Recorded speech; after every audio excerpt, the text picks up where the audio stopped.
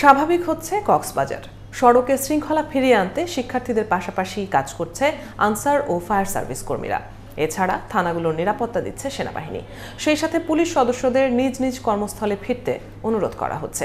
সব মিলিয়ে পর্যটন নগরী কক্সবাজারকে আবারও তার চিরচেনা রূপে ফেরানোর চেষ্টা করা হচ্ছে। এ বিষয়ে বিস্তারিত জানবো সহকর্মী কামরুল ইসলাম মিন্টুর কাছ থেকে। পদত্যাগ করে যখন সরকার প্রধান দেশ ত্যাগ করলেন তখনই কক্সবাজারের আন্দোলনকারী যারা ছিলেন তাদের মধ্যে আনন্দ উল্লাস ছিল, উচ্ছ্বাস ছিল, বিভিন্ন জায়গায় মিছিল ছিল, আনন্দ মিছিল ছিল এবং এর মাঝখানে কিছু দুষ্কৃতকারী হামলা চালিয়েছে, থানাতে হামলা চালিয়েছে, ফায়ার সার্ভিসে হামলা চালিয়েছে, কক্সবাজারের যে হোটেল মোটেল জোন আছে সেখানে কয়েকটি হোটেলে এবং কক্সবাজারের নানা জায়গায় নানা দুর্ঘটনা ঘটিয়েছে এবং নানা উচ্ছৃঙ্খলতা দেখিয়েছে, বিশৃঙ্খলতা দেখিয়েছে। এই জন্য যারা রাজনৈতিক দলগুলো আছে বিশেষ করে বিএনপি, জামাত, তারা অনুরোধ করেছিল যারা এই সমস্ত উচ্ছৃঙ্খল করছে, যারা ভাঙচুর করছে তাদেরকে থামাবার জন্য তারা অনুরোধ করেছেন। কিন্তু দীর্ঘদিন পরও কিন্তু কক্সবাজার অবস্থা স্বাভাবিক হচ্ছিল না। থানাগুলোতে কোনো কার্যক্রম চলছে না, পুলিশ সদস্য সেখানে নেই, পুলিশ কর্মকর্তারা সেখানে নেই, ফায়ার সার্ভিস এবং আন্দোলনকারী যে সমস্ত ছাত্রছাত্রীরা আছেন তারা ট্রাফিকিংয়ের কাজ করছিল, তারা মানুষকে স্বাভাবিক জায়গায় ফিরে আনবার চেষ্টা করছিল বারবার করে।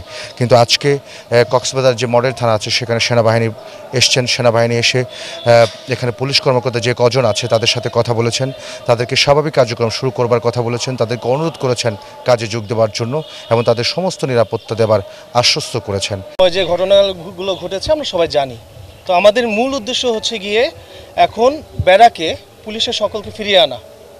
আমরা আজকে সারা বাংলাদেশে একযোগেই আমরা যেখানে আর্মি নিরাপত্তা দেওয়ার জন্য নিয়োজিত হয়েছে এবং সেই উদ্দেশ্যেই যাতে সকল পুলিশ তাদের ব্যারাকে ফিরে আসেন এবং আমরা যে যে জেলায় দায়িত্বপ্রাপ্ত রয়েছি সেই সকল জেলায় যেন সকলে আমাদের নিরাপত্তা নিশ্চিত হয়, পুলিশ যেন তার দায়িত্ব আবার নতুন করে শুরু করতে পারে, এলাকার জনগণ যেন নিরাপদ থাকে সেটা নিশ্চিত করার জন্য আমরা থানাগুলো গার্ড দিচ্ছি, থানা নিরাপত্তা নিশ্চিত করার জন্য।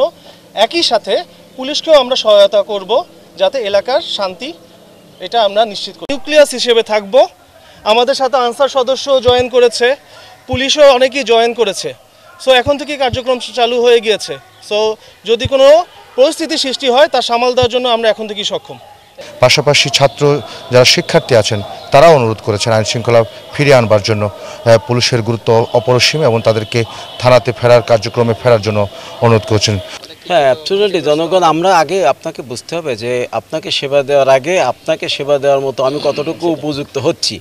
আমি আপনাকে সেবা দেওয়ার মতো যখনই আমি উপযুক্ত হয়ে যাব আপনাকে অবশ্যই আমি সেবা দেবো এবং অলরেডি আমরা আমাদের সীমিত থেকে পরিষদ থেকে অলরেডি সার্ভিস দেওয়া শুরু করেছি।